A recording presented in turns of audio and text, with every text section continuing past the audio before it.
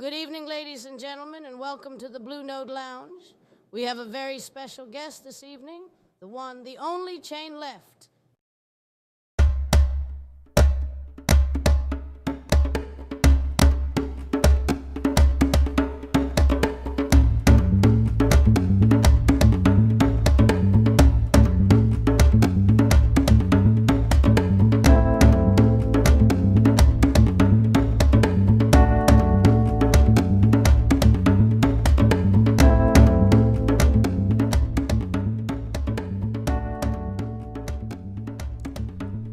All right, what is up, everybody? I am excited for this show.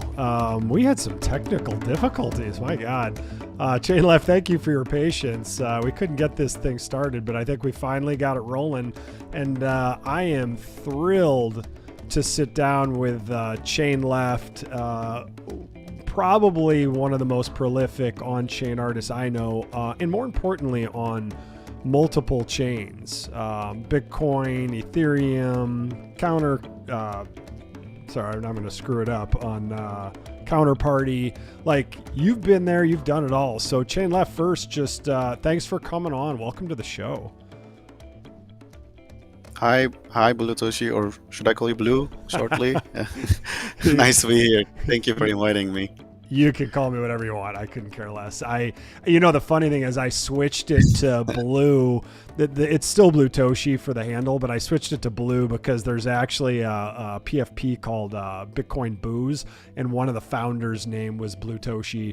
So when I went to Nashville, everyone's like, "You're not Blue, like you're an imposter." I'm like, no, I'm the other one. And I'm like, wait, I don't want to be the other. Like, to my friends, I'm the Blue Toshi, but I don't want to be the other one to some other guy. So I'm like, let's keep it simple.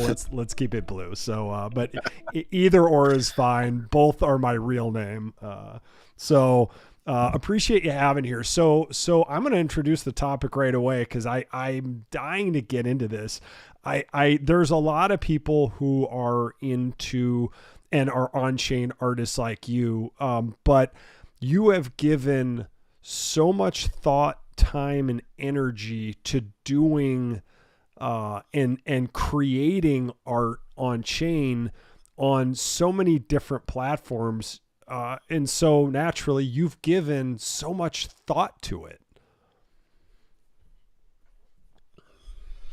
Yeah, I mean, I think since I started NFTs in 2021, that was the primary area that I probably got interested in. I mean, it's not like I'm not like because of the type of the art that I always do, and because of all the research that I do, people might think that I'm a kind of on-chain purist or anything, but actually I'm not. I do collect off-chain art as well. This might even be like disappointing to some people who really enjoy the on-chain aspects of it. But yeah, that's the area that I got the most interested in, just purely from the new concepts that the medium enables. That's one of the things that, like, it's the meaning that comes from it is what I'm really interested in. Not just the fact that the technical part of it, but the conceptual part of it. So that's why I've been always into this part of the NFT space since 2021. Wow. And so you're an artist by trade. You're a coder by trade, I assume, for for being able to figure all this stuff out. Like, walk us through a little bit of early influences, or just what your path to get to your love for art, and specifically on-chain art. So let me actually clarify. I'm not artist by trade. I'm originally I actually graduated as data scientist, and I've done a lot of that kind of work in the read space. And then the art aspect, I've been always into this type of art that kind of is more innovative and new. I've been really into demo scene, in like a early internet day kind of art, like ASCII art, the bulletin board systems, and things like that. Those are really interesting to me, and you'll see a lot of influences of that in my work, I think, because there is this whole aspect of compressing things and minimizing things, optimizing things. There is a lot of that. Um, offline, I've been, for example, really into street art. Ages ago, in another life almost, I've actually done a few as well. That's again like a new medium, right? Like if you look at the history of street art as well, it's like a new medium that Right. starts as a place where people can express their opinions and as well as express their whole thoughts and feelings. And again, it enables this new things, right? Like it's not just the fact that there is a wall out there, it's also something that is very temporary and also against the system potentially. So it's not meant to be used as a canvas originally, that wall, but it is used as a canvas by the artists who make something more than just the place that holds the building. So yeah, this kind of things are always interesting to me, and that's I think how it's evolved over time. And yeah, that's where I ended up again in the end. Interesting. So I guess I have to ask you the question then. Do you consider yourself an artist? I think yes. At this point, Okay, I'm very good. to be clear. We agree. I am. I am. I am. No, we do. Just by trade, like I just wanted to mention that, like originally, like I didn't start as an artist, is what I meant. Especially, I think I'm also like liberal, loose with that definition. Like I think a lot of people are artists. Like it's also like to be clear, like to me, someone who just fools around on the chain to deploy something, right, that is an art, and then you're an artist when you do that. Like it's when I first I remember, like this again, like maybe 20 years ago already, but when I first did my first this street art, essentially it was like I didn't consider myself as an artist, but the person who was next to me, okay, now you're a street artist, he told me that, and I was very shocked, and I was, oh really, am I? Like, yeah, like you're doing it, man, I'm like an this is how it artist. is. And Sweet. I get the yeah, moniker and the artist. thing is, but the thing is, there something comes from that. Like when you start calling that, it encourages you, and it actually pushes you further to kind of really experiment and to really to push yourself into thinking deeper about your craft, essentially. So that's really, I think, one of the reasons that I actually adopted that as well in the end. Yeah, I love that story. You're like, so someone said it to you, and you're like, wait, I kind of like the ring of that. I'm a street artist. Like, you were a data scientist. That's where you came from. So obviously, you're an exceptional coder.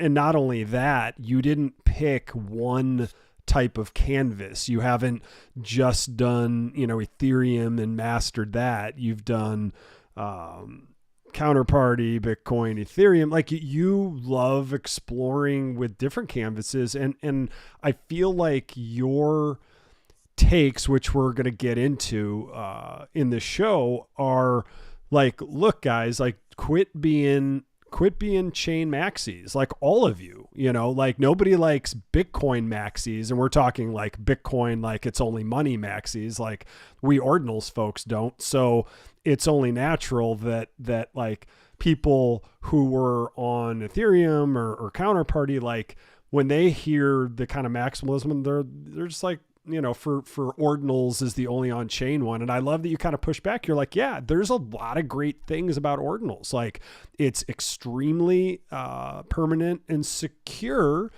but they're trade-offs, because Counterparty, from your chart, one could argue is even more secure. So maybe should we just like get into it? I mean, it's almost like you've done the show for me. Like I'm the show and tell guy. I mean, I guess everybody just like check this out. Like he Chain literally, like as a data scientist would, I guess, like you've really thought about, like, I think this is the perfect place to start though. Like you basically have, for those listening, he's listed each and every network and the storage devices to them. I'm behind one of them, but we won't worry about that for now.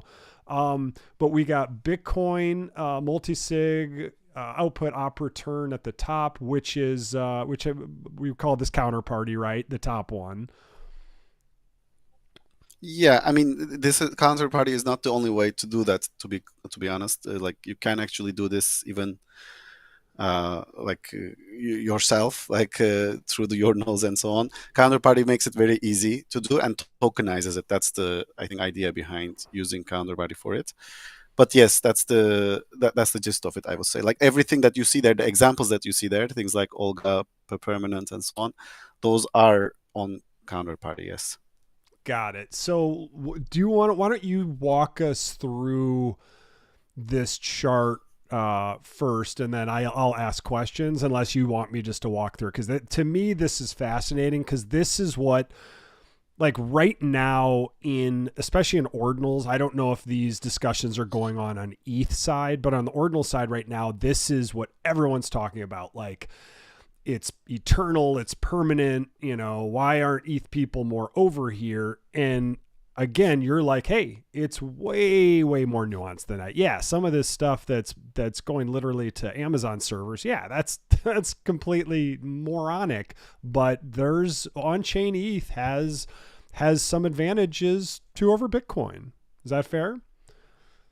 Yeah, it's definitely, some parts of it are that way, but it really depends on what you want to do. I mean, you said something earlier, actually, I wanted to say, like, I'm actually okay with even people being maxis as well. It just depends on your type of thing that you're exploring. Like, right, a person like me who likes looking at these different concepts that can come from different advantages of each chain, it's ridiculous for someone like me to be a maximalist. But for example, if someone else who's more into, like, yeah, like, for me, the permanence is the most important thing in the world. That's that. If you're that kind of person, then yes, like, then I understand for that person to be a little bit more maximalist towards something like either direct Bitcoin multisigs or towards inscriptions. So for that person, or actually on the ETH side as well, like, there are people who are ETH maximalists, mainly because there are specific concepts actually that can come from having smart contracts in the background, and if you're that kind of person who really specifically likes those kinds of mechanics, then it makes sense for you to be honest, an ETH maxi. So I'm not, right. like, judging this. I'm just saying that if you're the kind of person who enjoys new type of things that come from those mediums, or canvases, as we like to call, Mhm. then it will be very hard to be a maximalist, to be honest. So yeah. Yeah, that's a very good point. So let's dive in. So we've got basically, like you said, it's not just Counterparty, but I see Olga here, Pepper, Mainnet, Permanoise, Stamps. So this launched on Bitcoin. This became possible way back in 2014. For this one, you have the storage permanence as the highest, right above Bitcoin ordinals. And I know some of this is probably, like, at some point you're like, it's not like that one, you're like, well, that's 98% and this one's 94. Like, it's a relative gut intuition, having worked with all of these. Yes. But Yes. why are, Stamps, Counterparty, why is that the most permanent? So today, as of today, Bitcoin is the most decentralized network, right? So among the nodes that store this data, like, they have the most distributed, most decentralized, distributed, essentially, node network in Bitcoin. And the thing with the multisig data or OP return data is that those every node who is actually essentially validating any transaction on Bitcoin, they also have to store that specific data as well. So there is no optional, like, every node has to do it. Like, it's not an optional thing, and that makes it basically the number of nodes that are storing the highest amount, this type of data. And that results in a situation where, like, even if something happens, let's say in the future some of those node operators decide that, okay, by default we will disable inscriptions in the future, like, we will not store this witness data. If they do that in the future, then the number of nodes that store inscription data will decrease, and that of course reduces that permanence aspect of it.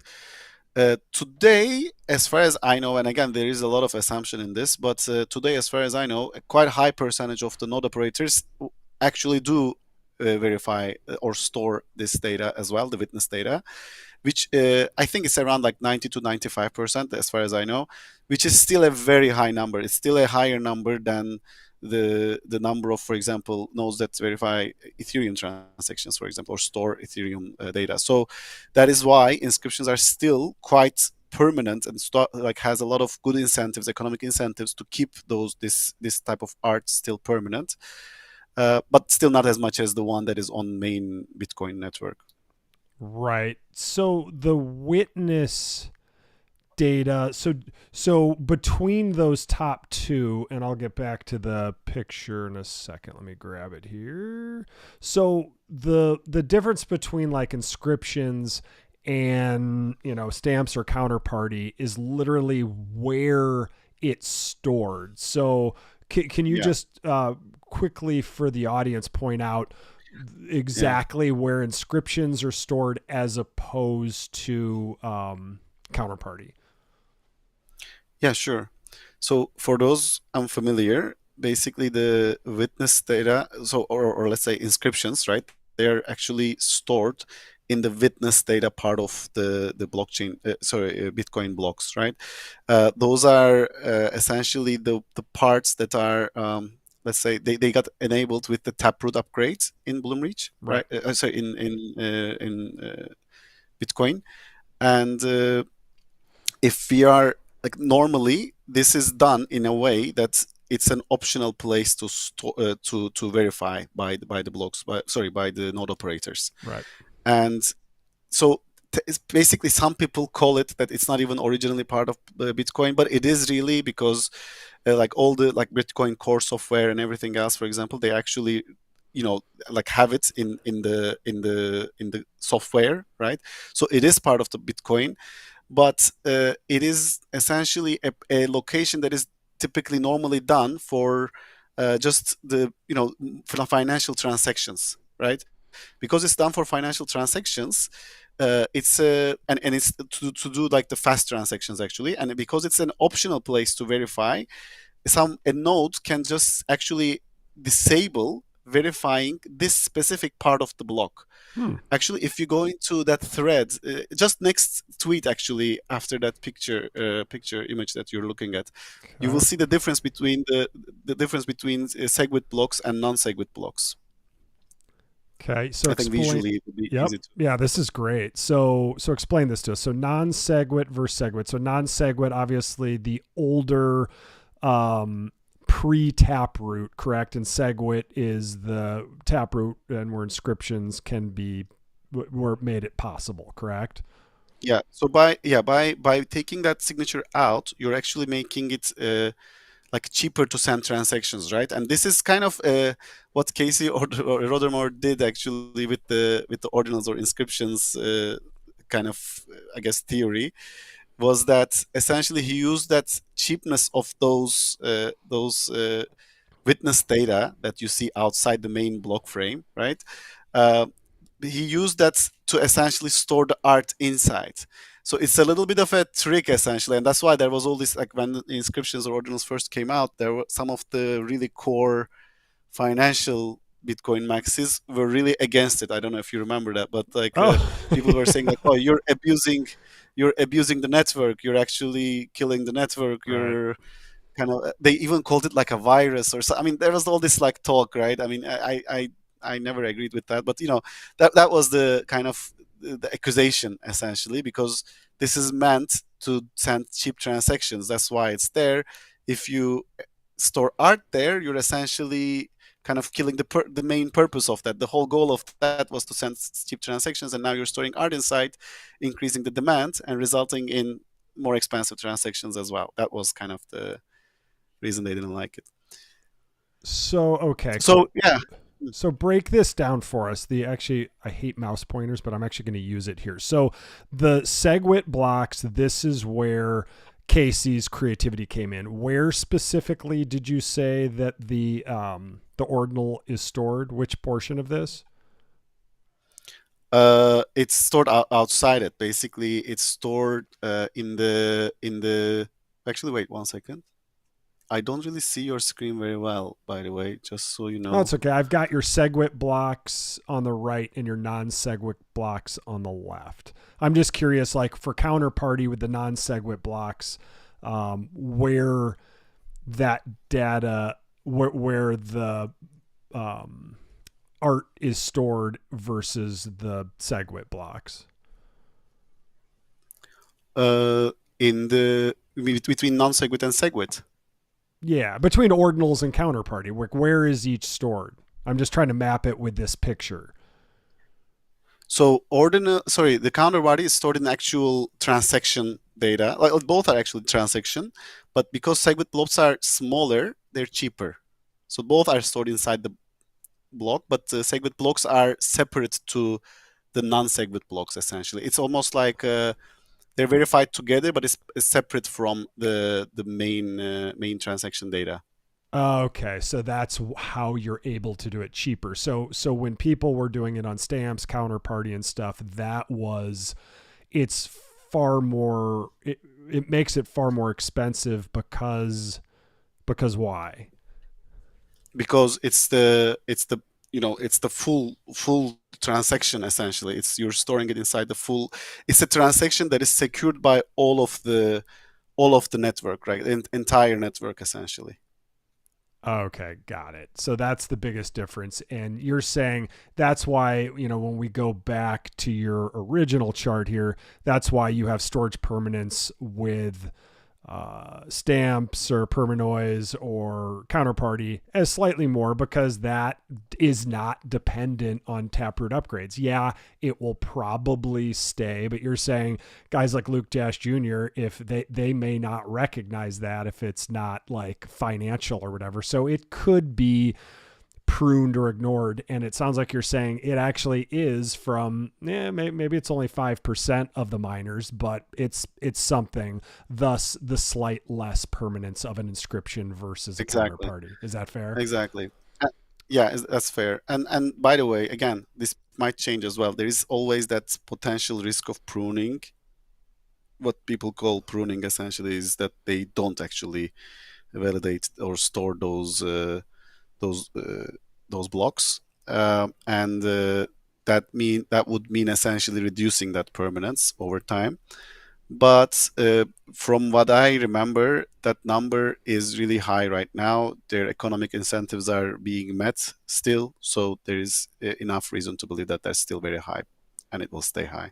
That they will not prune the fields where ordinals and inscription art is, correct? Yeah, they would not. I can't guarantee that, obviously. I'm just saying that their economics incentives are aligned right now to keep storing that data. Got it. What incentive would they have not to? Like, what could something turn that? Yeah. So do you know this difference between like these archival nodes and full nodes and stuff? So what would happen is that if the history of inscriptions, it gets too big, if the size of that data in these blocks become too big, and data storage costs, if that exceeds the return that that they would get from mining those blocks, then they might actually start pruning, essentially. Oh, there are actually two from some point moving forward. So anything that's already been inscribed is there, correct? Yes, but no, I mean, so it depends on. I'm talking about individual nodes, right? So, okay. For example, if I'm running a node, I can just prune completely myself, and I don't continue to store that data, none of it, essentially. If I want to, I can just keep verifying the main, Bitcoin core, essentially main blocks, and I just don't anymore store that data at all. But the thing is, there are others who are still storing. So I'm just saying that number will still be very high. That number of people who will still store, like the archival nodes, as we can call them, or full nodes, they will still store that data very likely, and the number will still be very high likely, but it might decrease as that cost might pass the profit that they would get from mining. So, for example, if the Bitcoin price drops significantly, let's say, to which I don't expect that to happen, but if it drops significantly, already when you can see this already in regular Bitcoin mining, that when the price drops, you see also that the total number of nodes actually that operate in the network also drops, right? Right. So that might affect those archival nodes a little bit more because the inscriptions have a lot of space storage situation.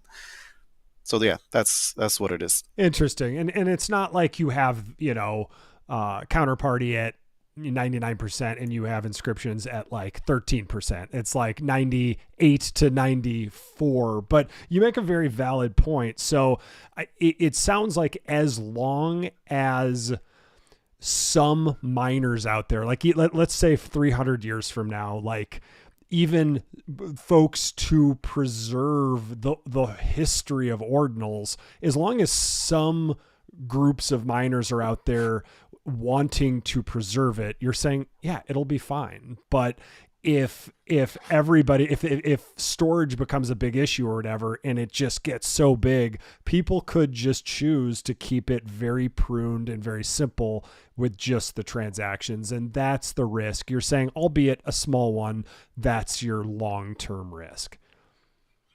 Yeah, exactly. So maybe it might be such that it reaches a point that, I mean, if it becomes such that there will be only 10 nodes storing that data, that I would then call it not that permanent anymore, because that would mean that there is a risk, really, like if those 10 nodes suddenly somehow shut down, you would not have that anymore, and that could be a big issue there. But that number is really high right now, and I don't think that it would drop to something like 10 for quite some time. Got it. You're saying if there was Or no ever at all. incentive to mine or whatever, there really is no incentive to drop it. And if we assume Moore's law or whatever, which I'm probably using wrong because that's more for CPU speed, but if storage just gets bigger and bigger and cheaper, which we have to assume it will, you're saying it's probably a non-issue. But it's a very interesting point. And just to drive it home, Counterparty and these other ones, these more old school ones that were not reliant on the Taproot upgrade, that is not a problem because they are actually stored in the transactions themselves. Is that correct? Exactly. Yeah, exactly. And if for those to not be stored would mean either Bitcoin not operating anymore or Bitcoin maybe upgrading to a new different system, which also I think is not going to happen. Right. Just knowing how Bitcoin doesn't really upgrade. So yeah. Base Chain, thank you. I actually thought of you, Base Chain, when we were doing this show. Like you're probably the one I talk to this stuff most about. So Chainleft, he's a great collector, but this is fascinating, and so far, like I completely appreciate you because this is like you.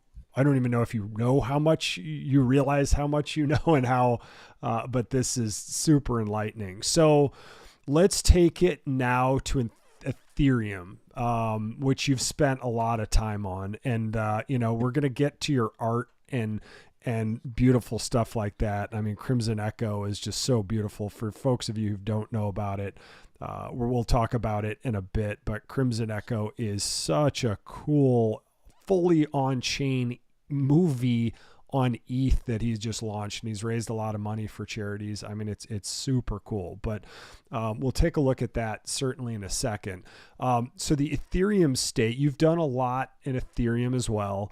The permanent storage you have there, if it's on chain, that is just below inscriptions. Again, I know, take this tongue in cheek, but it's a little less. So storage fees are way higher because on chain on ETH, somebody just told me that I'm going to get the terminology wrong, but it's like 140K can actually be stored on chain. I assume that's with like one smart contract or something. Is that true, or is that entirely false? Wait, what? How much? Sorry, what was like it? Like literally like 140K, like a teeny amount can be actually on chain with one contract. Is that kilobyte? You mean KB? Like kilobyte? Yeah, you mean KB? Yeah, super small. It's less, I think. Oh shit! Okay, I thought you were going to be like, dude, that's nothing. It's less. No. I mean, no, it can be more. Sorry, let me be clear. It can be a lot more. Okay, I think there is a confusion there. So I actually don't remember the limit. Some of these guys know a lot better than me in Pusher server. So there is a lot of like, if someone actually remembers it, please post it in the chat. I actually don't remember the storage limit. I remember the contract limit. So there are a couple of different ways that you have limitations in Ethereum. So when you're launching a contract, that contract's operations are also limited with how much you can do inside one contract, Right. and that is far less than 140. But then you have the storage limit itself, and then also you also have the read call limits that is dependent on the RPCs. Basically, when you want to render something, let's say from the chain, you can't have too much smart contract computation. If you do, like, you can technically do it if you're running your own node, but all these like OpenSea or I don't know, Infra Alchemy, they won't work basically because they also don't want to subsidize your computation essentially. So yeah, Ethereum has a few of those limitations, but you can do quite much bigger art if you want to. So I've actually recently seen quite a big one. Uh, well, the biggest one actually that so far that was done was by Satarer, who's done like a 10 megabyte image. That was the biggest one, but he did it through a very sophisticated method of interconnected contracts, and they interact with each other and so on. So it wasn't like just upload the image and see it out Right. there. Yeah. So yeah, so I mean, as most of the time, like these kinds of things on Ethereum, if you want to do it, you have to kind of invent some ways to store, like for the file size specifically. Wow. So interestingly, you say for Ethereum 2, the storage fees are high. Like for Crimson Echo, it was 30 different smart contracts that are all tied together for this, right? Yes, yes, yeah. I mean, otherwise, movie wouldn't be possible. I think. Um, so the only reason for that, I mean, I could have done it with less contracts, Whoops. to be honest. Yeah, there is soundtrack as well. So the reason that it was possible on that one was, like, the reason I did 30 contracts, sorry, was because I needed some mechanics essentially. There is an upgradability inside this film where some scenes can be swapped in and out by co-directors, and for that I needed to have this sort of different scenes in different contracts. So about 15 of those 30 contracts are just the scenes essentially, and some other contracts are mainly designed around charity mechanics. One of them is for there is an interconnected mechanic between this collection and my other dynamic collection, Chaos Roads, where something that happens in Chaos Roads affects this movie as well, and it's all happening on chain as well. So there are like those things that are happening in the background, is why I had to do 30 contracts basically. And it ties to two of your collections, correct? It ties to the one you just mentioned and Rising Echoes, right? Both of them, right? No, so these two are interconnected. So this is Crimson Echo, what you're watching now, Right. but the other one is called Chaos Roads. So Chaos Oh, I'm Roads sorry, was Chaos a Roads. collection. Chaos Roads. Okay. No, never mind. I Yeah, Chaos completely. Roads. Right. Yeah, so I launched that collection in 2023. What happens in that one is that there is this entropy counter or entropy metric associated with each token, and as time goes on, every piece evolves, both visually, but also there is a music in that one as well, and music changes as well over time.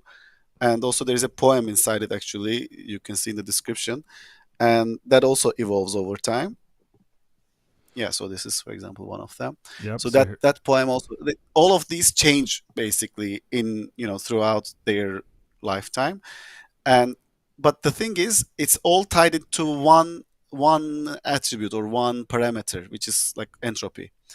And as a collector, you can actually change this entropy as well. So yep. you can actually move it back in time. Like, you can reprogram it back in time, and all the visual will change again, and all the music and all the poem will change as well.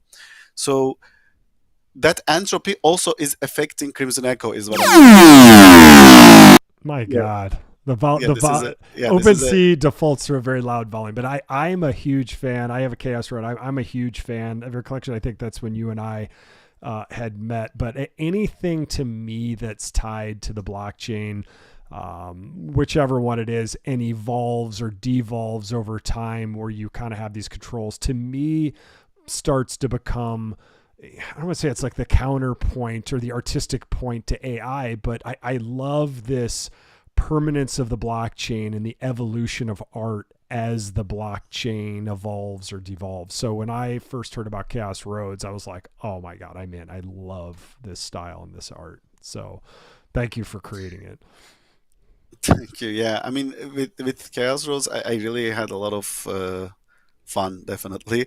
But also the Chaos Roads in this one, the music was so wild because it's in the most chaotic form right now. It's like entropy is 360 or whatever. So if someone would move it back in entropy, it would become a lot nicer melody. The melody would sound a lot nicer because it's just because of that. Yeah, so what I was saying, that if someone owns Chaos Roads in the same wallet as they own Crimson Echo, for example, Crimson Echo directly looks at their Chaos Roads, and it also looks at the current entropy of their Chaos Roads, and decides certain part of the art in Crimson Echo accordingly. So if you have a chaotic uh, road, you will also have a chaotic, for example, tree at the end. Or if you have a kind of a cleaner Chaos Road, you will have a cleaner tree at the end, for example. And it's not just the only one. There are several things that are being affected. I'll hide that white. So I call. I'll put it in the middle there. This is so beautiful, and I love this. This almost looks like we interviewed a guy who did cross sections of his brain in 33 pieces. This almost looks Rorschach-y or very the brain kind of from that top view with the occipital lobes at the front, but it's it also kind of looks like a tree of life. I mean, it's beautiful, and I know it's probably up for interpretation, but God, you're so talented, and really appreciate what you put out because obviously you're an activist, but you give a lot of thought, and you really tie personal beliefs, and maybe most artists do, maybe that's a cliche, but you really tie personal beliefs, and it seems like you immerse your whole soul into kind of what you create on chain for this permanence. Yeah, I mean, this one was like, this Crimson Echo was definitely like that. It was a whole year, really. Like I went back and forth in releasing it. Should I release it or not? And I eventually decided to release it. And of course, over that year, I, evolved the collection as well. Like a lot of those mechanics, some of them, they were always meant to be there. For example, that link with Chaos Roads, it was always meant to be there. I actually put a function in Chaos Roads just because I could do something like this in the future. Mm-hmm. And I did it with this one, but I was thinking other things like, for example, this sun that you see, if you go back to your the Crimson Echo, that sun on the left, that wasn't there originally. And actually, if someone has viewed their film in the first moments of the mint period, they wouldn't see this probably, because this is tied into not just your own donation, but to everyone's donation. So if everyone else donates a certain amount, and once we exceeded, I think, $10,000 or something, right, this sun only then appeared. Like, it was kind of the thing that was meant to a little bit create this collective almost consciousness among people. right. I thought that we would reach that point much later. I didn't expect it to be that quick, and now it looks like it's just always there. But the thing is, it actually wasn't.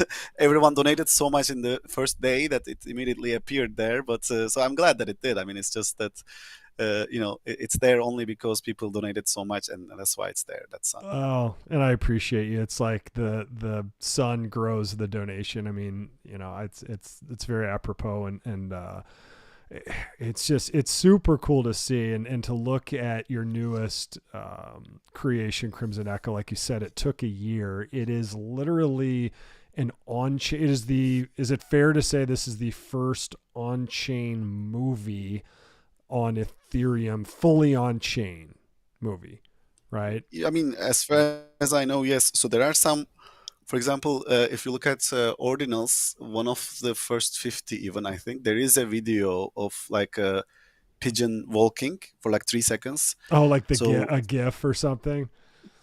it's even like it has even sound, like it's an MP4 or something. I don't know what it is. I think it's maybe MP4 or maybe I don't know.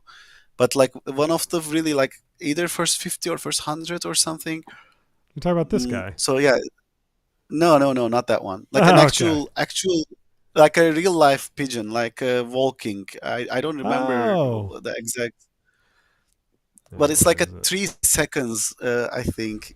So that might be Okay, so you're the saying if you want to get technical, there is a picture. I do remember the one you're talking about. Okay, we're in the hundreds now, so it's not first 100, although a lot of these aren't coming up, so who knows, maybe because there's not a lot of video.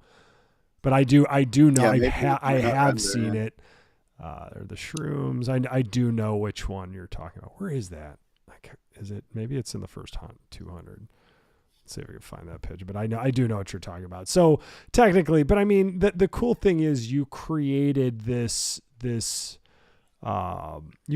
movie all on chain on ETH. Now, obviously, to do it either on Bitcoin or ETH is quite a feat, but the fact that one of the first things you said when I was like, yeah, it's like 140K, you're like, dude, I think it's lower than that. So to me, it sounds like for you to realize your vision, and not only that, but tie it into like charitable giving, like it sounds like you had to put on a lot of different hats and figure out a lot of elements to get this to work.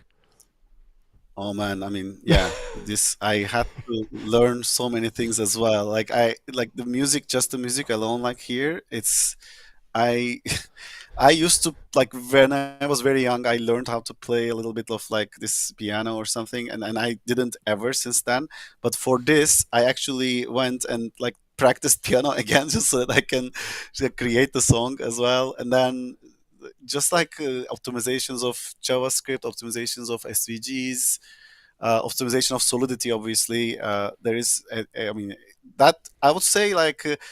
You can have a vision and you can have a lot of these like I think ideas. I think there are a lot of really deep concepts inside this collection. Like I mean we haven't even talked about all of it, but like there's a ton of stuff inside it that a lot of people won't even realize immediately. But I think thinking about those is fine. The thing is to bring that into life, you have a lot of limitations, and that's part of I think the art as well. Like that limitation is part of the art as well.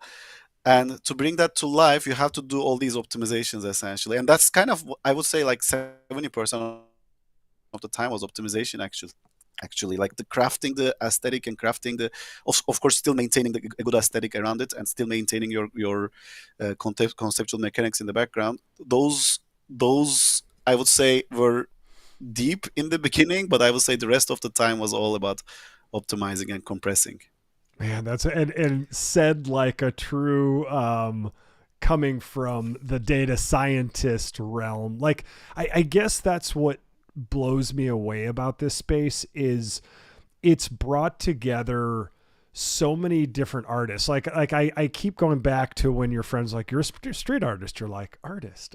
Like I'm not getting rid of data scientist and like this coding brain that you have, but you're like, I'm adding these features. And I think what ordinals and Ethereum and just the whole art scene and Counterparty and everywhere, it's brought so many different people together, and it's traditional artists, it's traditional coders who love art, who transition that way. It's, I don't even know what I call myself, but people who just love to explore this and talk about it, thinkers, I don't know, tinkerers, like there's so many different people that are coming together. I think this point in time, I don't know, like I've said it over and over and I know I'm not the only one, but to me, this feels as important as like the Renaissance. It's not going to seem like it now because we're in it. We're shrouded in just pure online X timeline degeneracy all the time. And we're just inundated with it, but there's folks like you and all these wonderful artists out there who are pushing the limits to this kind of, now that we know there might be an eternal canvas, and the people coming together for this to talk about it and creating it is just, to me, it's awesome, and it's just mind blowing. And I honestly think this is a new renaissance. Yeah, I mean, I hope it is.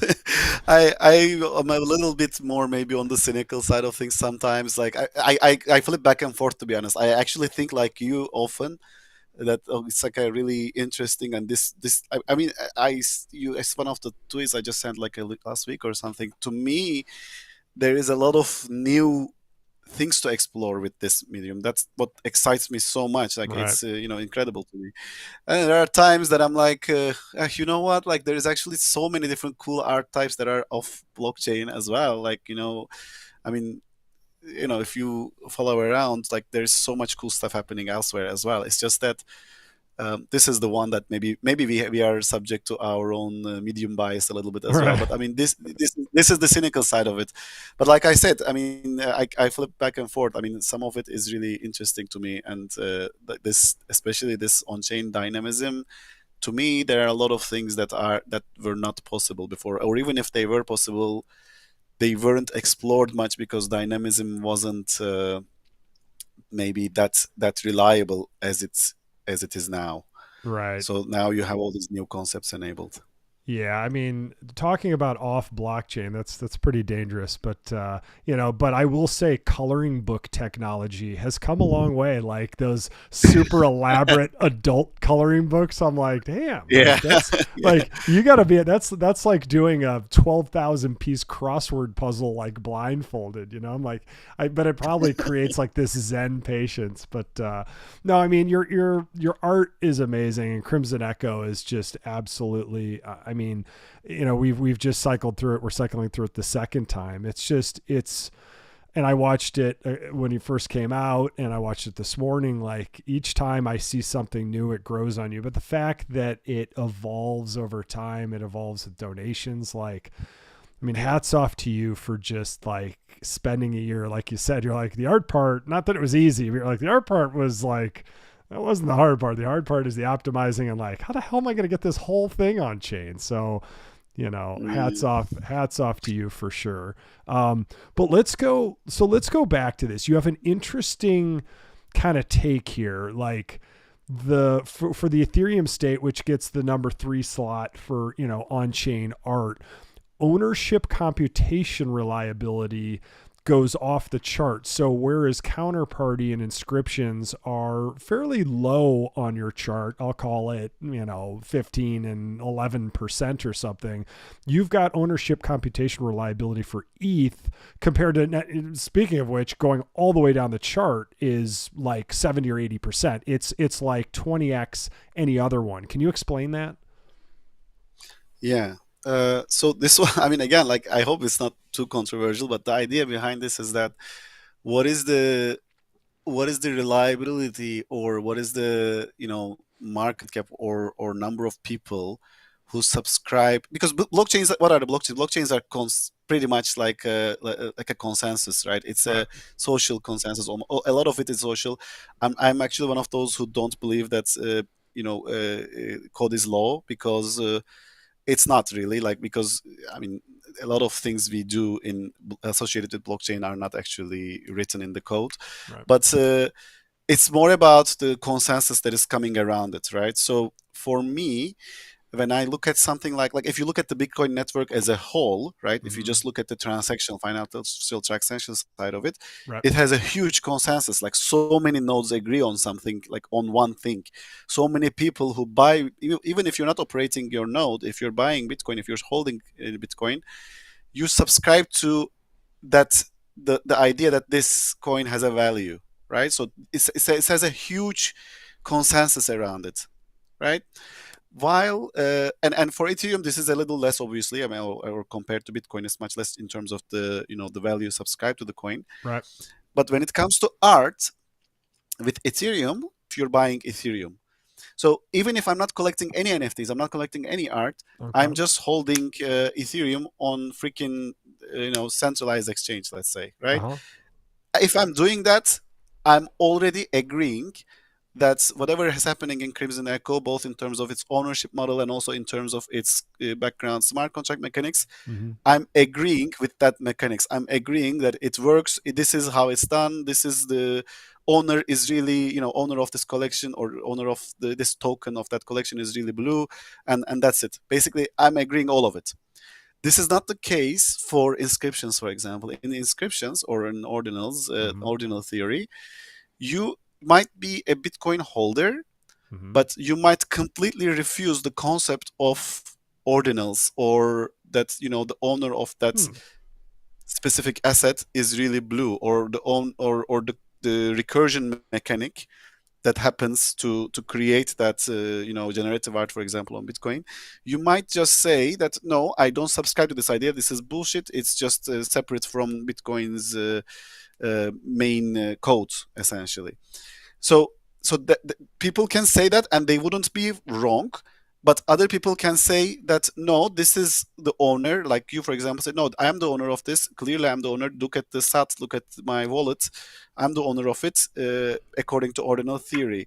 And at that point, you also would be right, but you would be right only according to ordinal theory. So if you agree with ordinal theory, then the ownership model is clear, but not everyone agrees with ordinal theory. That's the point I'm making, because it's a theory that is separate to Bitcoin's consensus. Is it safe to say then that ETH, because I mean there are ETH maxis. I guess maybe I'd put Bankless in that, although I don't know what Bankless is anymore. I've given up on them. But so there's these people who are mostly ETH centric, and certainly NFTs and maybe DeFi too, but I think NFTs came first. That was kind of the first cool like use case where it was self-contained within its own network. Like Bitcoin has its maxis. There's probably few ETH people who don't accept NFTs. Is that all you're saying there? Because you could have some bizarre person who's like, ETH is a currency and not just a store of value. There are not many of them because they've accepted NFTs, because NFTs, pumped their bags when ETH went up. But I guess to me, it still exists to someone, but your only point there is it's not recognized by all the people in the ecosystem as being owned. Like if I sent Jameson Lopp a bunch of sats and it had it had one of your ordinals on it, he would be like, you sent me 526 sats. Great. You sent me, a hay penny. And I'd be like, dude, look what's on there. So is that kind of the layman's way of getting to that point? Well, what I'm saying is yes, for Bitcoin. For Ethereum, that's not the case. Like even people who consider NFTs not relevant, or like even if it never pumped the ETH maxis bags, right, there is no place to stand on if you say like this doesn't exist. It always will exist. It's part of the network.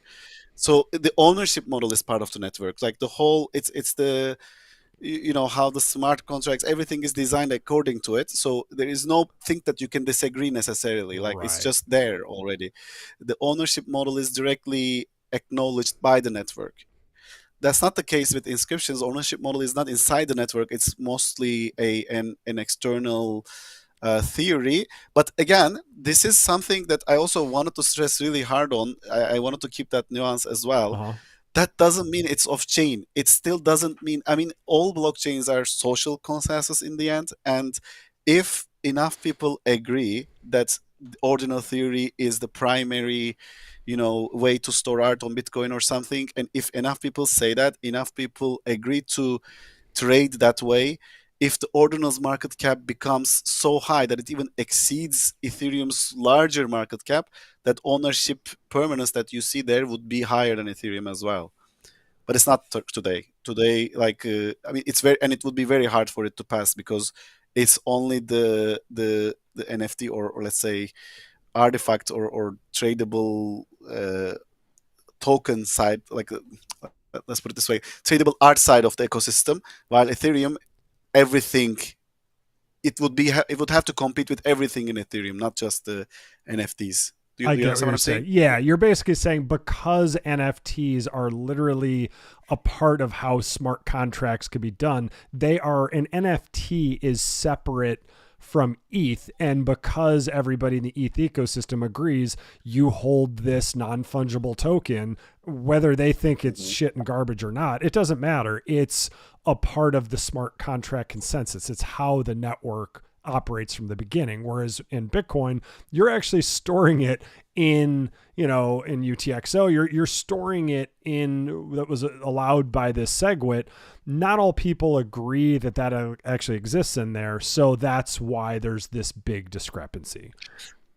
And it's not the storage necessarily, even it's that ownership model. It's the storage is okay, I think, even Right. because you see that the permanence metric I put really high for Right. inscriptions, but it's the ownership model, like essentially saying that, oh, it really works this way, the ordinals are really that way, and the recursion, for example, when you do a recursion, there is this logic of like you have to assume that this link to that specific ordinal or other inscription, like as the base that you set the Right. parameters, that is the primary one that I can use, and so on. So like you have to subscribe to a lot of assumptions that is actually happening outside the Bitcoin network itself, is I guess the point I'm And making. why is, okay, very well. I appreciate the nuance there. Why is computation reliability boxed in with that? To me, when I think of computation reality, when I think of Bitcoin, like it's super reliable.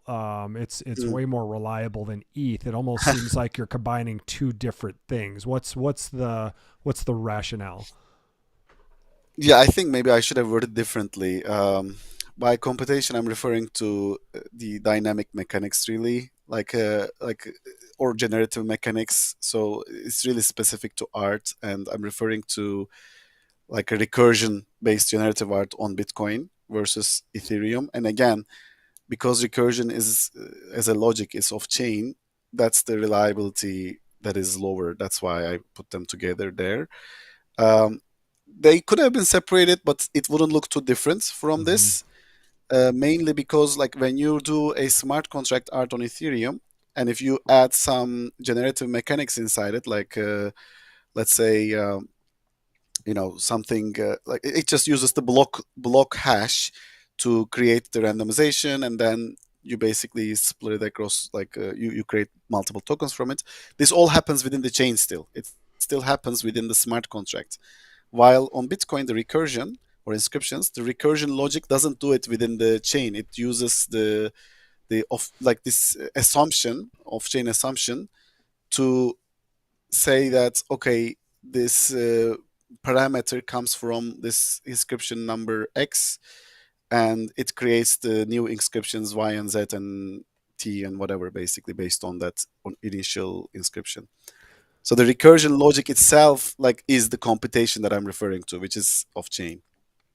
Is it though? So you're saying there has to be something to acknowledge that the other computations are happening through recursion through these other inscriptions. You're saying because it's not baked into the actual chain itself, the chain wasn't built for that, quote unquote, in the early days. You are relying, just like an indexer is relied on to see the image. You're saying a similar product is relied on to see the recursion.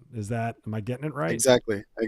Yeah, exactly. The indexer reliance is what makes it less. Yeah. So this is probably going to sound like a rookie question. Is recursion dependent on the indexers as well? So the inscription that is tapping another recursive inscription, it triggers, and the indexer knows, oh, because it did this in the code, I know to look for inscription 479, and then you can execute whatever. So you're saying it's still outside the system and not inside. Yeah, well, the theory is outside, to be clear. It's still relying on something that is stored as an inscription in terms of the parameter. Mm-hmm. Like, for example, the variability across the different inscriptions for that generative art, that variance is still coming from an inscription, to be clear. But the theory that like that I can rely on this initial parameter, Right. that logic essentially is off chain. It's a consensus again, like we're believing that this is how recursion really works. Casey put it into ordinal theory, Right. and we believe that, and that's why it will now work that way, and all the marketplaces adopted it, of course. So now they display as it should. So because of that, there is this like new reliance, is what I'm trying to say. Like it's not super, like it's not encoded into chain. It's only as accurate as the market cap of ordinals, which is very high. So that's why we can still say that it's a very reliable way to do it. It's just that not as much as ETH, because ETH market cap is a lot higher than Inscription's market cap. Right. So when I look at like Crimson Echo here, this is fully on chain. Doesn't this need, I mean, isn't even my web browser an indexer to be able to, to call these images and pull them up? So I like, to me, the indexer logic, as long as the art is on chain and you need things to kind of like tie it together, I guess I'm still not understanding why ETH is not a little bigger and not way bigger. So these indexers, they rely on a logic to retrieve data, right? So in your case, for example, when you're looking at Crimson Echo, the reliance that you have on the browser is as much as how the SVG or JavaScript that needs to be interpreted. So, and this applies to every single computer in the world right now. So all these billions of computers in the world right now, they will all display this. But these indexers that I'm referring to for recursion, there is a specific logic that is not just in every browser. It's something that is specific, that is in ordinal theory. Mm-hmm. So as long as you accept ordinal theory and apply that rendering logic, or apply that way to retrieve data, then it will work. So for example, Magic Eden or any other marketplace, they will display it by looking at how the indexer should be set up based on the ordinal theory. Right. But ordinal, if the indexing, or if the, let's say, data retrieval mechanic would be defined differently, it wouldn't work. Essentially, if you didn't set that up, that logic specifically, it wouldn't work. Right. Does that make sense? Yeah, it makes 100% sense. And you're saying like it's fine. I mean, like look at so many programs and so much of our operating systems and our PCs. Everything is layer upon layer upon layer. You're just saying it's not good or it's not bad. It's just another dependency from the outside. And you're not, I love how you state it very indifferently. You're like, that's why different people pick different chains for different things.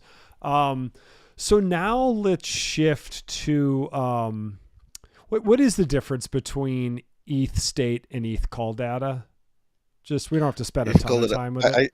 No, it's call data is like, I should have reduced its permanence because it changed actually recently. Like there was some progress with one of the protocol change discussions, EIP 4444. But basically, the call data is the transaction data, so it's not state. In Ethereum, there is this state, right? So it's the current state of the network that is basically, call data is like transaction data only. So you're basically, or even like it's even more than that. But basically, it's much less permanent and also cheaper, of course. Let's put it that way. Cold data is a lot more nuanced than what I explained, but I don't think we need to stay longer than that. Yeah, no, I appreciate that. So we're at about the hour mark. I know, do you want to kind of wrap here, or do you want to go a little into the Namecoin Arweave and just the, really more of the off-chain stuff and what people should think about? Because this has been super enlightening as a great top line. So I'll leave it up to you if you want to like come back and we can like completely go different directions and get more in the weeds, if we want to do a little now, or if this is a good way to part as we take a breath and transition. I want to maybe just talk about two things. Okay. One, yeah, we can a little bit talk. Sure. Again, for me, it's all about meaning and concept in art. So I want to just like briefly mention that all these things that you see elsewhere, like Arweave or IPFS or Namecoin that you see here. Namecoin, I only added because it's the earliest one to store data on blockchain. So that was, I think, why interesting. There is, I just wanted to mention that like there are a lot of things you won't be able to do on chain in neither of the chains. Like there are, you know, people doing really interesting stuff like some games or some like even video level or 3D shaders and all these like very interesting things that are, I mean, some of the 3D shaders you can do on chain, but some really deep stuff there is never, it's maybe never gonna be possible because technology will always improve and there will be new file types. There will be maybe VR and maybe blockchains want, maybe the you know, core chains at least may not catch up to storing all that data in the end. But there will be amazing concepts that will be enabled with these new technologies that won't be possible to store on chain. I just don't want people to feel like really fully become an on-chain maximalist. Maybe I think there is a lot of benefit to it. I have an article called A Conceptual Praise of On-Chain Art.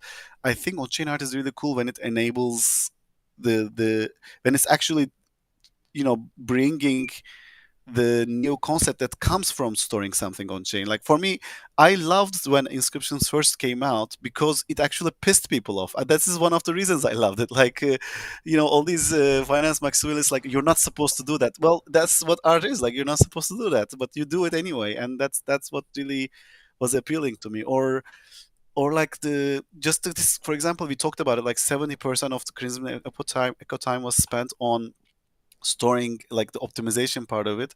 For me, that is actually so like interesting, like this demo scene. That's why I was talking about it. Like demo scene or generally this compressionism, as some people call in the community, I think is so interesting because you're actually doing, I mean, this whole movie that you saw, the Crimson Echo, this is like 90 kilobytes. I mean, it's a 6-minute movie that is in like with soundtrack and everything. It's for me, was like, I feel super accomplished when I do something like this.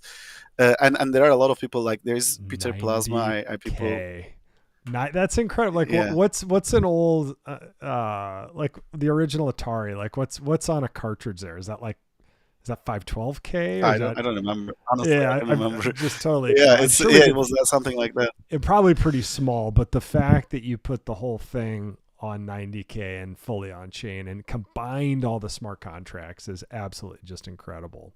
So I did pull that piece up, but I guess for the Namecoin, and this is the conceptual praise of the art right here. But what I've got pulled up here is it looks like you made a list of where most things are stored. So it looks like 66%, 2/3 of, we'll call it art or creativity, is on a website, like on a centralized server. Is that correct? Yeah, that's NFTs. Yeah. Oh my God. 66%. And I assume you did this pre-ordinals blowing up. You're not counting that. This is more Ethereum, right? That is Ethereum, I think. Yeah, that was that's this article, I think, is maybe from just when maybe ordinals were coming out. I'm not sure. April 18th, 2023. Yeah. So it would have been 2-3 months after ordinals debuted. So this is really a case study of ETH, but this is kind of the end, I would say, of the OpenSea dynasty until, others came in and Blur just degened them to death and literally just bludgeoned them. But so 66%, I'm just going to say it again and again, 66%, 2/3 of all NFTs are off chain, not only off chain, but they're on a centralized server, which to me is just ridiculous. I know you're saying like, dude, there's games, there's so many reasons why you may do that. I don't want to say like, what are the advantages, but you're saying, so like in a video game, let's say, because I love how video game people who play them a lot are like, I want nothing to do. Fuck you, crypto. Like, you guys are degen assholes. Like, we just want to play our game. But we're like, no, you don't understand, because if you're in, Crimson's wizard hat game and you get the Vorpal sword of super killing, you could then own that sword through smart contract and through NFT tokenomics. And then when Wizard Chaos comes out number 4, you can still have that sword. And they're like, what? I just want to play another game. Fuck you. Like, it's so funny because we're like, don't you see? And they're like, we don't care. Yeah. So you're saying, like, there's some reasons where like I would never buy art on ETH-L2s. That's just me. I like on-chain stuff. The more I learn and the more I talk to people like you and the more I've done my own deep diving, I've made my decisions for what I want. And to me, the permanence argument is just too strong. Now you're kind of causing me to go back to the drawing board a little and not question everything, but at least be like, okay, cool. Like, ETH, like, everyone's got their canvas and they're all beautifully different. And if you want to be a maxi in one of them, great. That's awesome, because there's maxis in the other ones, and art is art is art is art. So have fun, Anon. IPFS is 24%.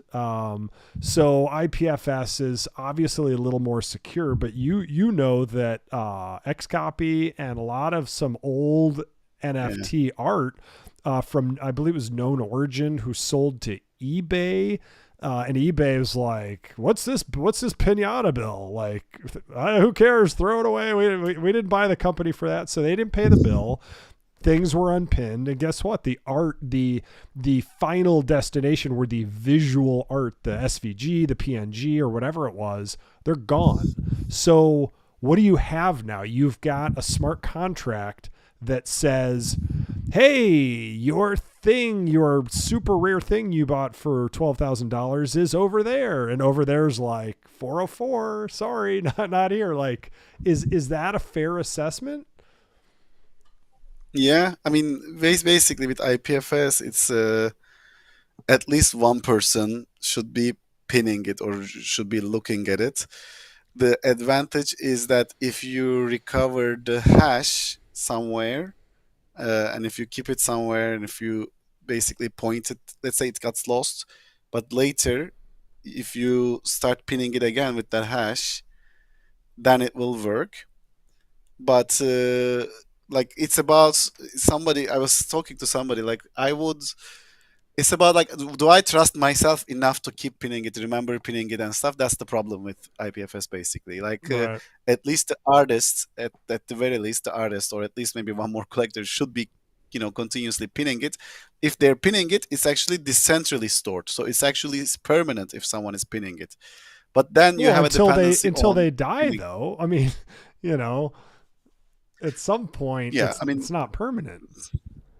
yeah, it's not super permanent. Yeah, I mean, this is the thing. I personally, for example, I've lost so many photos of my family and stuff, like digital photos already from last, like 15, 10 years ago.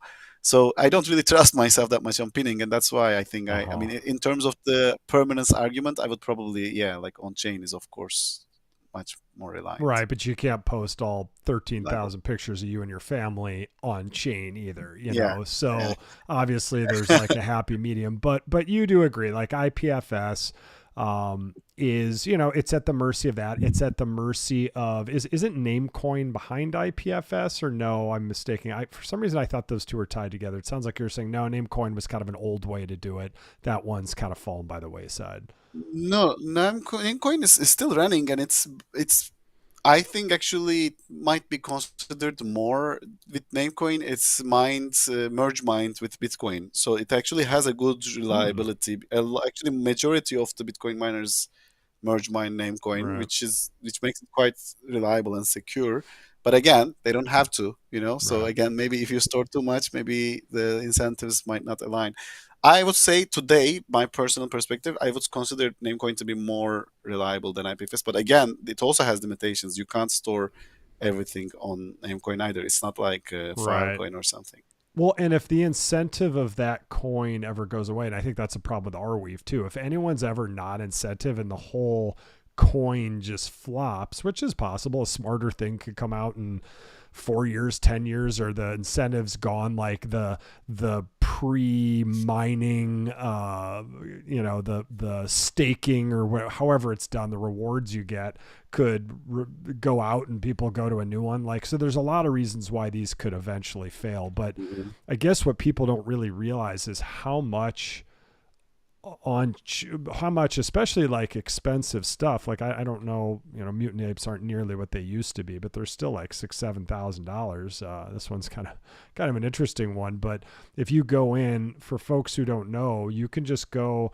I did OpenSea because I don't go on here much, but I knew how to do it from OpenSea. You just go to the token ID. It'll click up a little thing of metadata. It'll tell you exactly where stuff is. So this image is this mutant ape is on IPFS. This is super teeny and small. I wouldn't expect you to be able to read it, but the metadata is actually stored on their centralized website for mutant apes. Bored apes are actually IPFS for both the metadata and the image, so that's a little better. But again, I don't know what bored apes are going for now. Probably not cheap, but what people don't realize is how impermanent they can be, and that image could go away. You still have that ownership of the NFT smart contract, but I don't know. To me, and tell me if I'm thinking of this wrong, but like that doesn't mean very much to me. And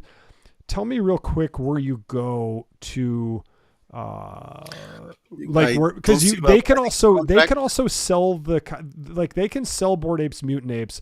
These contracts aren't even locked. Every single thing in here can be changed, but unless they're frozen, correct? Yeah, so there are a couple of ways to do that. Like they might renounce the contract or freeze the contract. Can you go to, this is where you look at the code of the contract. And if you want to go to token URI, you can just go to read contract and call the token URI with the token number. I mean, I don't see much, but I think this is, that's how you do it. Okay, so there you go. So the token URI, the string brings back boredapeyachtclub.com, API, mutants 5665. That is the metadata, correct? Yeah.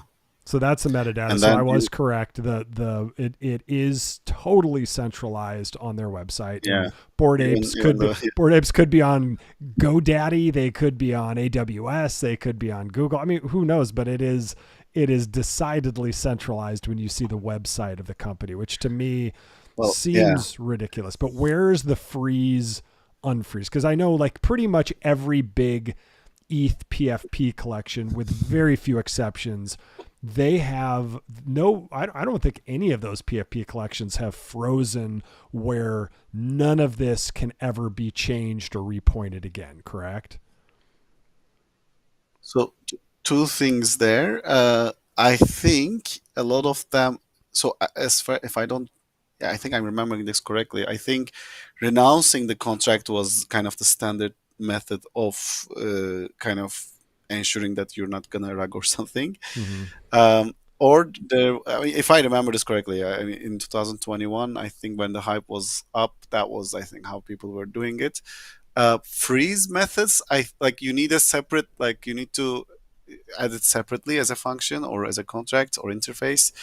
And I don't know if that is added into these, but I really don't see the screen. Just it's teeny. I typed in freeze. I don't see it. And the other one you said was renounce. Let's just see. It will be a write function, just to be clear. It will be a write function. I'm in read, aren't I?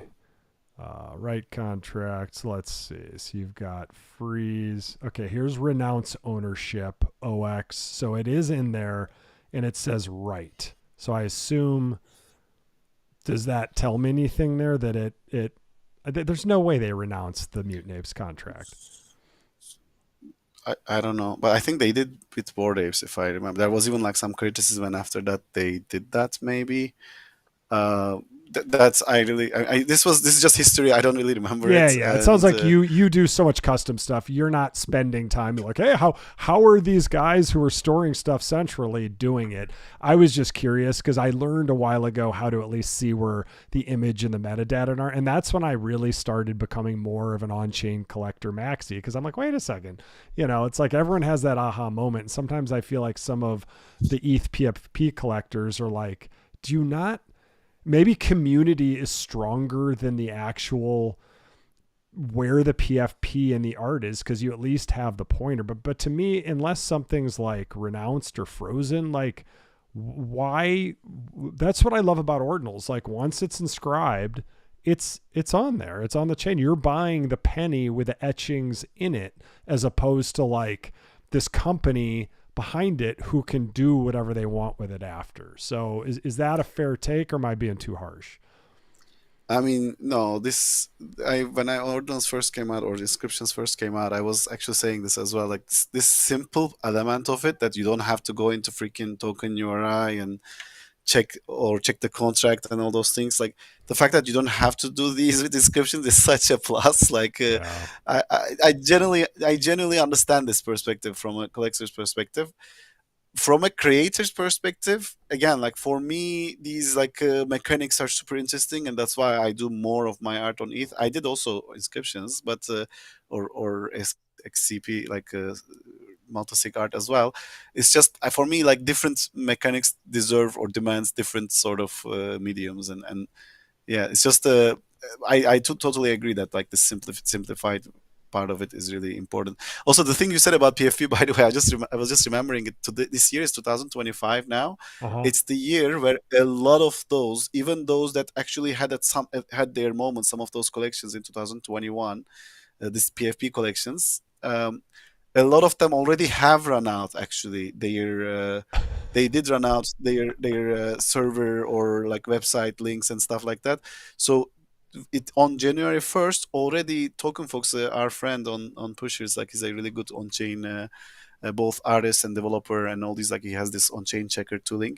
He actually shared like there were like 4 or 5 collections that he just collected that ran out. I mean he's also like he's super deep into on chain, but he also collects off chain art sometimes, and he shared that like, oh, these are already gone basically, their images don't work anymore, and I'm sure What there are happened a in 20? ton Was more. that an IPFS pinning thing or was it a whole different? No, just their servers, they didn't hosting finished, that's it, gone. That's it. Like a lot of them are just gone that way. Like the servers that where they stored the hosting that they used has expired, and the images were no more. Like basically, when you go to OpenSea, you wouldn't see the images anymore. Oh That's my it. gosh. Like it's just gone. Is that like if I just like as a rookie went into OpenSea and I'm like, oh, I'm going to put this image up there and wherever they stored it or whatever site this was done on, you're saying they're like, we're not storing all these pictures. You know how much data these PNGs and JPEGs are? So they just, after 3 years, they're like, or 4 years, whatever it is. Like, they're just like, okay, No, I mean they're going to they prune. no. I mean imagine it. They stored it in their own website. Like let's say a collection called, I forgot. Let's say Sad Girls Club, right? Sadgirlsclub.com, right? They stored it there. Inside it there were like sadgirlsclub.com slash images slash one slash 2, 3, 4 token IDs. Basically, the moment that club.com expired, its hosting and everything expired, like it's gone. Like that's how the servers and how the websites work, right? Like when you don't have a website anymore, it doesn't have the link anymore and it doesn't store anymore unless it was cached by OpenSea. Like sometimes OpenSea store those things themselves and they kind of serve it themselves, but I mean, even that is, likely to go very quickly as well. So it's just, they're gone, most of it. But I wanted to also say, like, this happy medium could be, because you mentioned video games, right? And Mm-hmm. video games is one of those things that is hard to, really, it is hard to store, like, the characters there or whatever. Like, they're more, well, a lot more sophisticated, a lot cooler, lots of interesting stuff. And maybe they will have to be off chain. Okay. But that they at least can store metadata in on chain. So maybe the trades, Like the weapon, like the cool thing about your weapon, using your weapon from one game to another, is actually its features. It's not that like how it looks, right? So at the very least, what these games can do is to store the trades on chain, and then use those trades elsewhere, like allow the use of those trades elsewhere as well. So even if the image is not stored, they could do that. Yeah. Right. So there are benefits and for L2s and even centralized storage if as long as like the pointers there, because they don't care. They want it to be seamless in their game. So you're saying there are a lot of use cases, and for bigger file sizes or things we haven't done yet, like full stereoscopic AR stuff that just can't be stored locally. Like if there might be some cutting edge thing someone does where a lot of stuff is on chain, but it does rely on these externalities. And you're saying it's not good or bad. It just is. So understand the medium, understand who you want to be as an artist, or on my side, more as a collector, and, or a video game player, and plan accordingly. And the video game person, they're not going to be thinking about this. Their UX is going to be, they just want their Vorpal sword in the next game, or maybe they don't. Maybe they say F you crypto. I don't know. But you make strong points there. I just pulled this up, the known origin. But when this happened, I mean, it was crazy. They lost known origin, a PFS, like XCopy art, Murad Pack, Signal Noise, Hacked Down, Money Alada. I mean, so many good pieces just disappeared. 250,000 of them. I'm sure a lot of them were garbage, but some weren't. So it's interesting. You're saying in 25, whether they were good or not is debatable, but a whole new slew of non-on-chain ones went away. I guess for me, I wouldn't want that. And I guess for me on the ETH side, because in all the stuff you make, it's so custom. I assume Crimson Echo, this isn't ever going anywhere. It's on the ETH chain.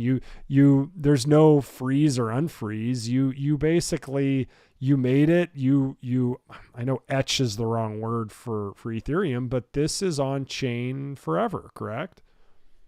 Yeah, I mean, as long as I we can go a lot longer, because there is this new proposal, Ethereum proposal called Right. state expiration and stuff like that, and you never know. But I sincerely doubt that this would go away, even with all the upgrades that ETH would go through. It would be a very difficult task for people to um, expire the state in a way that it would take this art away.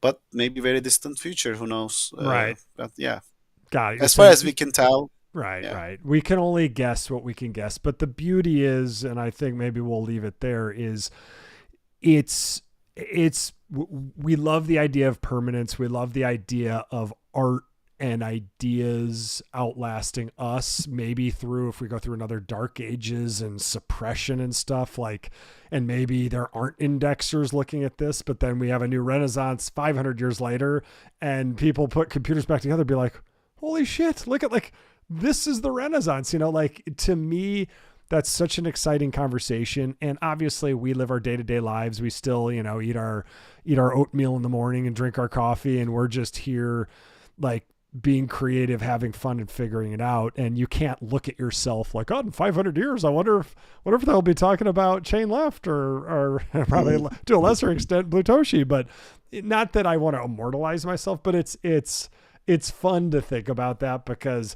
I would be in this space regardless, and whatever the final product is, I'm here for it.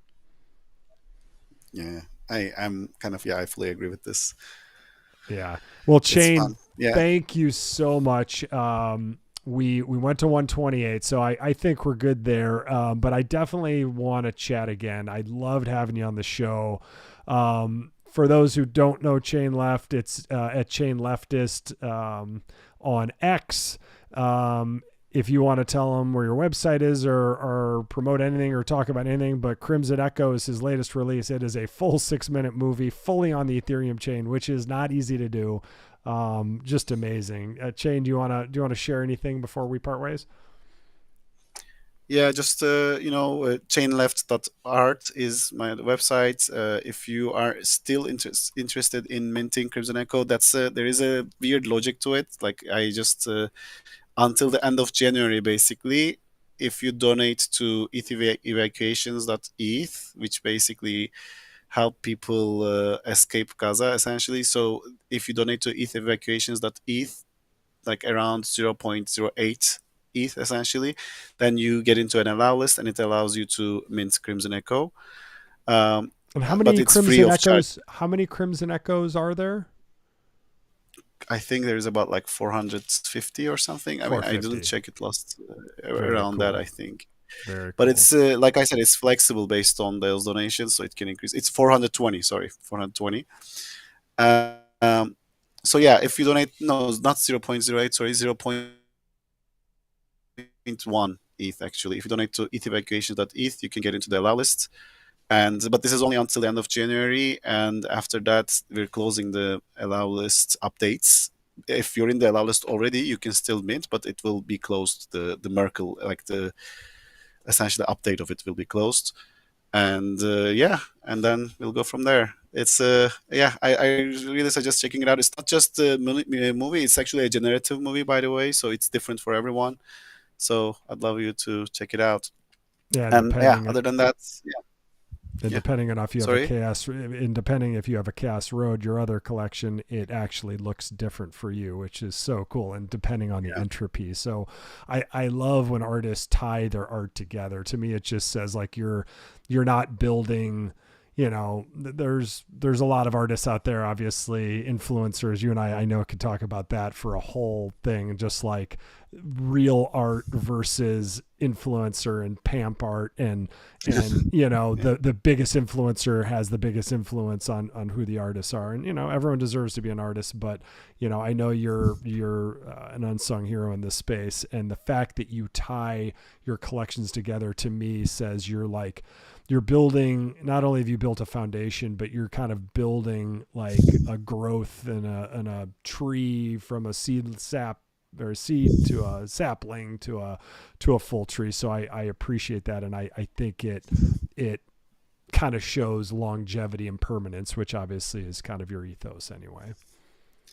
Yeah, I call it like a art universe, like because it's blockchains themselves have their own interconnected universe, right? So you can link across each other. To me, it's like a blockchain art universe that you can connect and grow essentially. Yeah. Right. Well, Chain, I appreciate you. Loved the conversation. Let's definitely do it again. And you have a wonderful weekend. You too, man. Thank you so much for inviting me, and it was a great chat. Talk to you Yeah, later. absolutely. Everybody, we have a very special show next Tuesday at 3 p.m. Central Time. So that'd be 4 p.m. Eastern Time. We're going to talk about parent-child provenance, and we're going to kind of, just like I did with Chain, we're going to do a super big deep dive there. So I'm really excited.